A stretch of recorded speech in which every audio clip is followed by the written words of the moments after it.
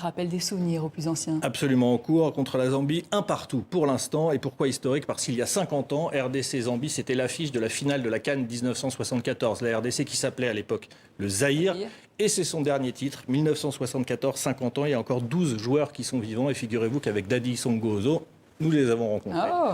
En tout cas, certains d'entre eux, certains des protagonistes, Laure de Matos nous raconte cette histoire. Bienvenue à l'espace Léopard, commune de Ndjili à Kinshasa.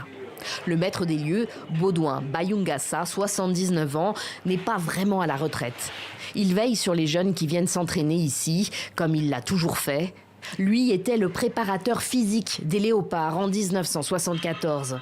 Des gloires du football congolais dont les portraits habillent les murs de cette salle de musculation assez défraîchie. C'est Mayanga. Mayanga Mako, il est en Belgique. Ça, c'est ma fouba, il est décédé. Il était champion d'Afrique de 1974. Et il garde jusqu'à présent le record de buts. Un championnat de 9 buts. 1974, il y a 50 ans, une année faste pour l'équipe congolaise qui remporte la CAN, la Coupe d'Afrique des Nations. C'était en Égypte. On a joué contre Zambie. On a gagné par 2-0 et nous sommes sortis champions d'Afrique. Lobilo Boba marche avec difficulté.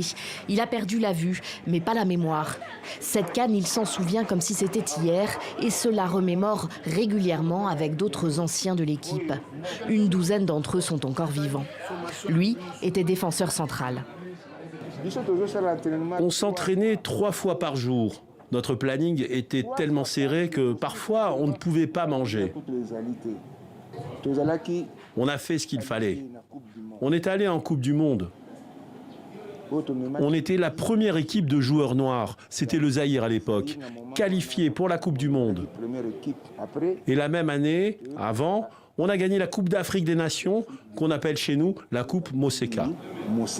La Coupe Moseka, jeune fille en Lingala, remportée le 14 mars 1974.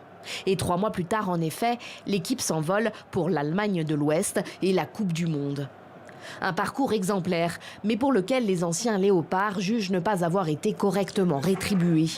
Leur avocat, depuis 20 ans, tente de faire valoir leurs droits. Nous, nous demandons que la redevabilité. Il faut quand même respecter ces 20 léopards. Aujourd'hui, nous avons 2 étoiles. C'est grâce à eux. Leur quote-part de 68, ils n'ont pas reçu. De 74, Moseka. La Coupe du Monde, ils n'ont rien reçu. Selon lui, ils auraient dû toucher des primes dès 1968 et une première victoire à la CAN. Puis en 1974 pour leur seconde victoire et enfin pour leur qualification en Coupe du Monde. Ils perçoivent une pension mensuelle de l'État qui n'a pas été réévaluée depuis des années malgré la dépréciation du franc congolais. Leur avocat les décrit comme des icônes négligées du sport qui pourraient être des exemples pour la jeunesse. Les anciens léopards auraient aimé se rendre en Côte d'Ivoire cette année, 50 ans après leur sacre, mais ils n'en ont pas eu les moyens.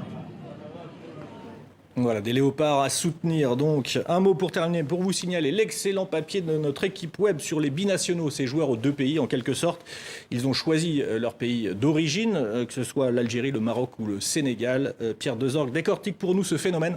C'est sur notre site internet, donc allez-y. Et puis les matchs de demain à suivre, début du 2e match pour toutes les équipes dans cette CAN, Guinée équatoriale, Guinée-Bissau, Côte d'Ivoire, Nigeria, évidemment le gros match, et puis Égypte-Ghana, très important également en soirée. On suivra tout cela demain alors. Merci Simon, à demain. Chaque hiver, des millions d'oiseaux quittent l'Europe pour l'Afrique à la recherche d'un meilleur climat. Direction notamment le Sénégal. France 2 a suivi une équipe d'ornithologues venus les recenser. Chaque hiver, ils se donnent rendez-vous dans le nord du Sénégal. Il y a les oiseaux qui vivent ici toute l'année, les cormorans, les aigrettes, ou encore ces pélicans blancs. Et puis, il y a ceux de passage, les migrateurs. Ces ornithologues sont à l'affût, à la recherche d'un de ces oiseaux venus d'Europe. Balbu, au sol. Le premier. Le balbu, c'est le balbuzard pêcheur. Jean-Marie Dupart, le plus grand spécialiste des oiseaux du Sénégal, est en train de recenser ses rapaces. Ce balbuzard-là, il est bagué en Allemagne. Donc nous, à distance, on sait déjà à l'œil nu que l'oiseau, il a une bague noire à gauche, donc c'est un Allemand.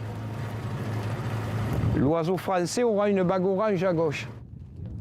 Des informations qu'il collecte afin de mettre à jour une base de données, partagée ensuite avec des ornithologues du monde entier.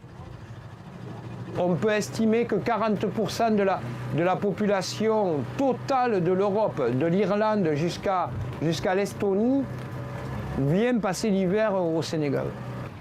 Aux côtés de Jean